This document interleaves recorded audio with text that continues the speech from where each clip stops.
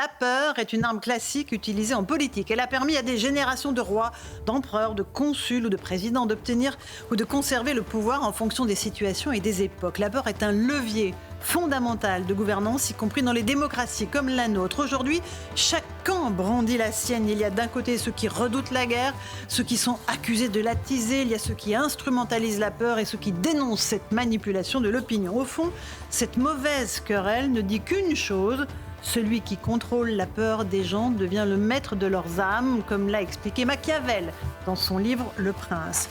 On nous a fait peur avec le Covid, avec le changement climatique, avec la dénatalité, le déclin de la France, le déclassement et aujourd'hui avec la menace russe. À chaque fois, à juste titre, car ces menaces, elles sont bien réelles et tangibles. Le problème, c'est que la peur paralyse, tétanise, empêche l'action et la réflexion, et bien sûr, la peur nourrit la peur. Alors, plutôt que d'entrer dans un engrenage stérile sur qui entretient la peur, peut-être faudrait-il tenir un discours suffisamment fédérateur pour emmener les Français vers un projet commun de réarmement du pays, tant sur le plan militaire que sur le plan moral.